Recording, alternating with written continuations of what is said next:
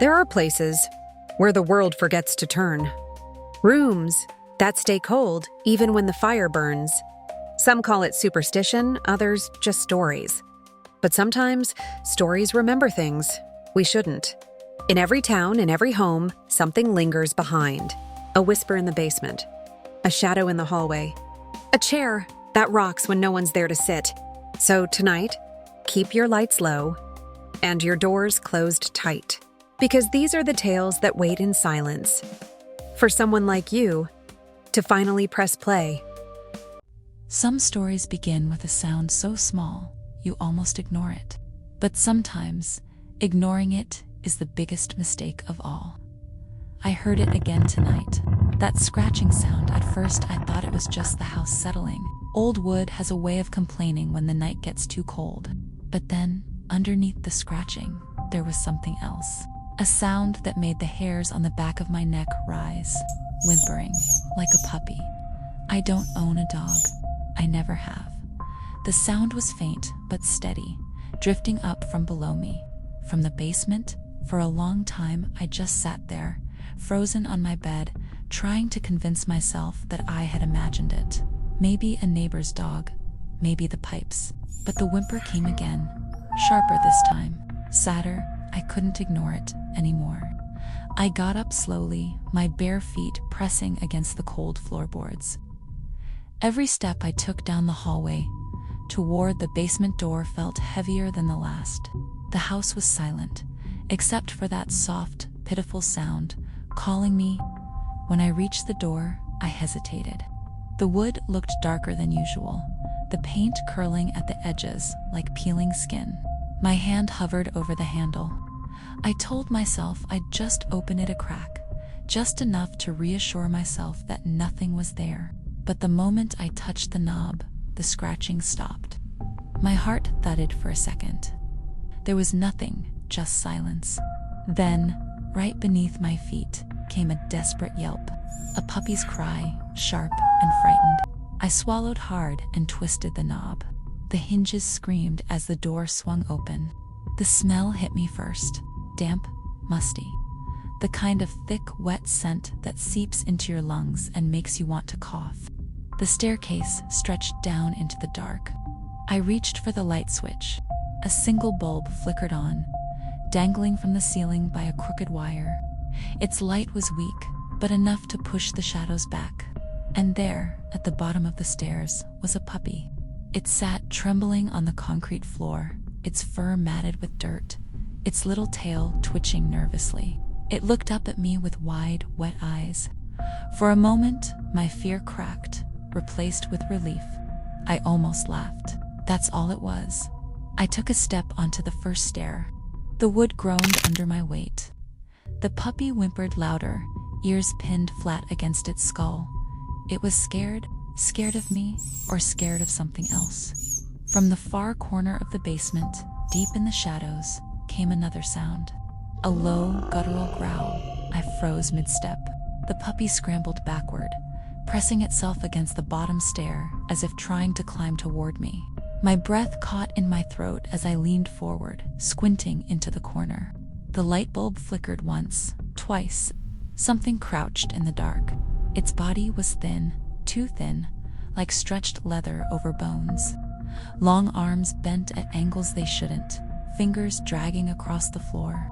And its its eyes glowed faintly, reflecting the light like a cat's, but wrong. So wrong.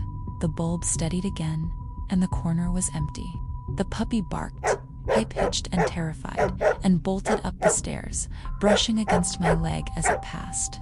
I nearly fell backward from the force of it, but before I could move, I heard a voice, a whisper, low and steady, crawling out from the shadows. "Don't leave me down here." The basement door slammed shut behind me. The bulb burst with a pop, plunging me into total darkness. The scrape of claws on concrete circled me, then stopped. An agonizing silence fell, broken only by my own frantic heartbeat. Then a wet, cold puff of air on my face. The breathing wasn't just close anymore, it was right there. I felt something cold and leathery brush against my cheek, and the whisper returned, no longer from the shadows, but from the space where my next breath should be. Not all prayers are answered, and not every nun is holy. It started with a dare, the kind you laugh about with your friends until night comes, and you find yourself standing exactly where you swore you wouldn't. The old convent on the edge of town had been abandoned for decades, its windows broken, its gates rusting away. People said the nuns who lived there never left, that they still wandered the halls long after their deaths. Some swore they heard chanting at night. Others claimed they saw shadows in the bell tower, moving where no one should be. I didn't believe it, not really. But here I was, flashlight in hand, pushing open the heavy wooden door. The hinges screamed like something in pain. The air inside was different, thick, suffocating, carrying the faint smell of incense and something else beneath it. Something sour. My footsteps echoed against the stone floor as I walked down the long corridor. The walls were lined with crosses, many of them cracked, some hanging upside down. A chill passed over me. I told myself it was just the night air seeping in. Somewhere deeper in the convent, I heard it soft chanting. At first I thought it was the wind, but no doubt it was rhythmic. Voices low and steady, weaving together like a prayer. But the words, they weren't Latin, they weren't even human. I followed the sound, each step heavier than the last, until I reached the chapel. The doors were half open. My flashlight beam trembled against the wood as I pushed them wider. Inside, rows of pews stretched toward the altar. The candles, impossibly, were still burning, their flames bending against the air. And at the altar stood a figure, a nun. Her habit was torn and gray with age, her veil covering most of her face. She stood perfectly still, back turned to me, head bowed. Her hands were clasped in front of her, like she was holding something. I whispered, "Sister?" Before I could stop myself. She froze. Slowly, her head turned not all the way, just enough for me to see the edge of her face. Pale, hollow, her lips moving in silent words. Then she raised her hands, chains. Rusty, heavy chains dangled from her wrists, clinking as they swung. At the ends were wooden beads, strung like a rosary, but each bead was carved into a screaming face. The chanting grew louder, though she wasn't the one speaking. It was everywhere now, filling the room, pressing against my skull. I stumbled backward, the pew creaking under my touch. Her head snapped toward me fully then.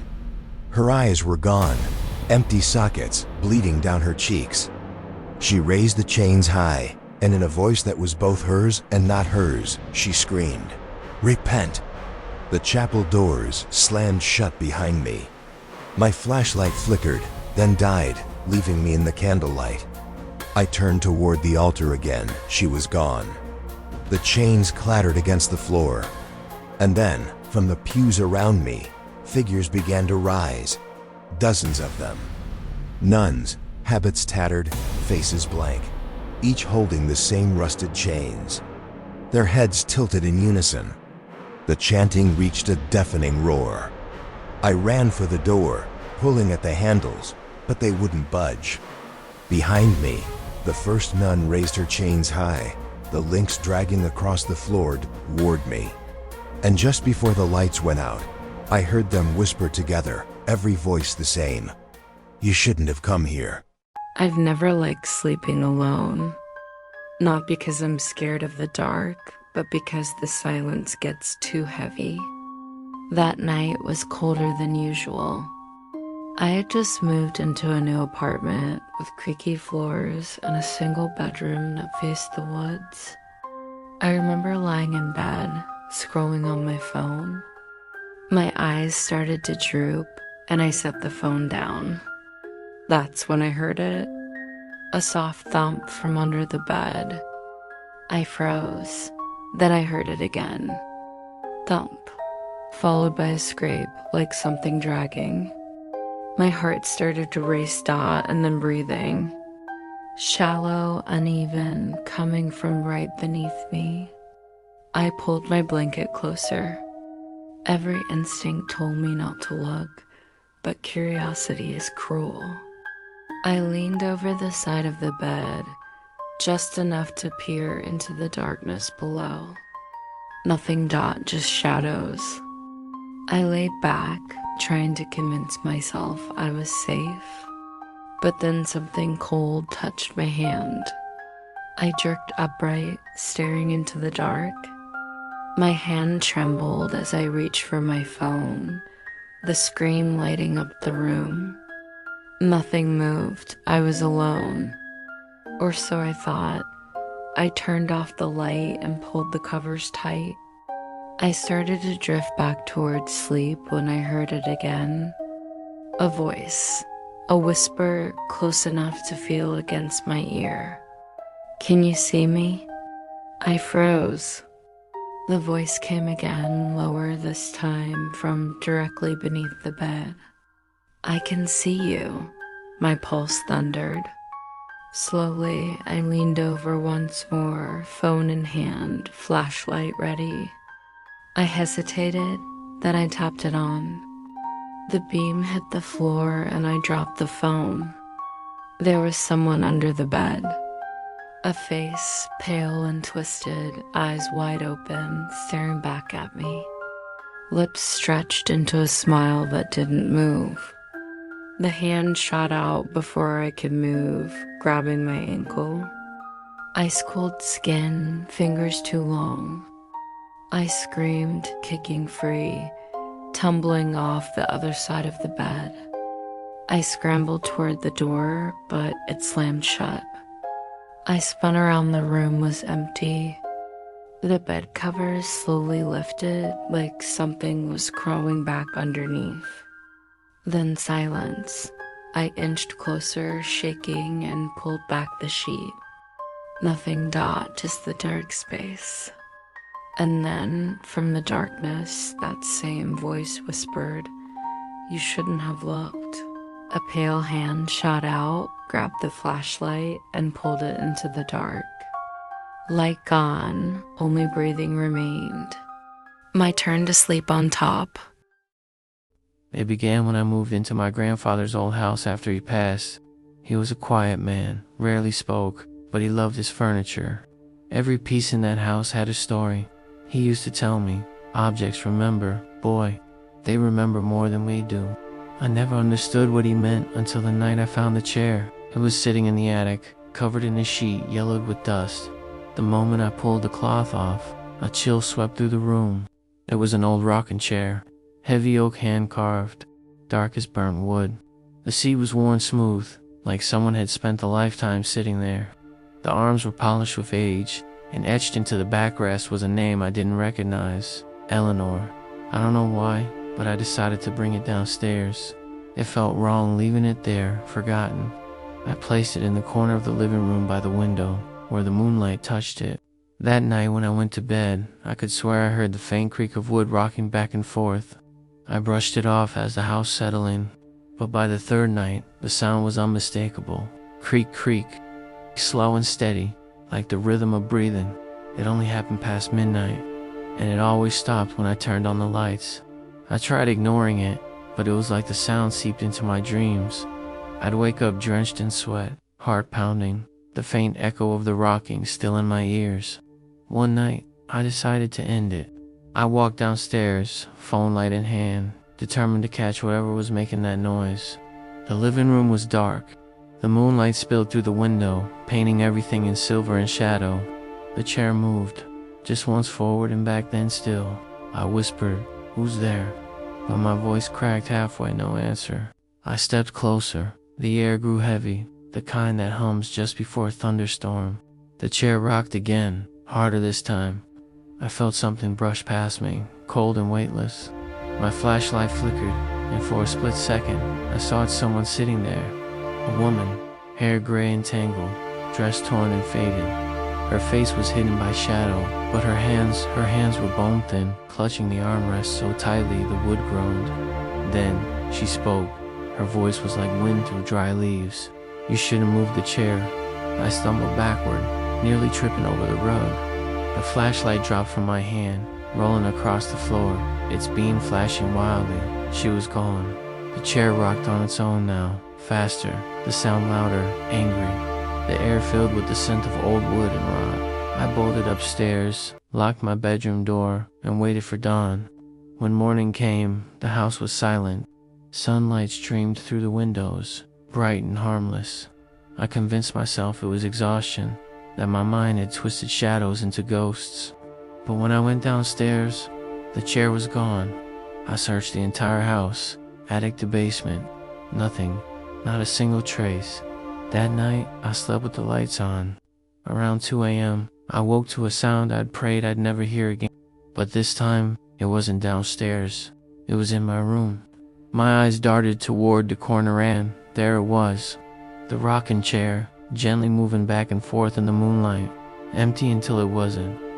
The silhouette of the woman appeared again, seated calmly, her face still hidden in darkness. The air grew icy, about my breath fogged. She turned her head toward me slowly, and whispered, "You moved the chair." Her hand lifted, pointing at me. The chair creaked faster, louder, until the sound became a screeching chorus of wood against floorboards. The lights burst out, the room went black, and from the dark came one final whisper. "Now, you sit." You've heard their stories now. The lost ones, the restless ones, the ones who never left. They say fear fades when the lights return, but sometimes it doesn't. Sometimes it follows you home. Maybe you'll hear it tonight.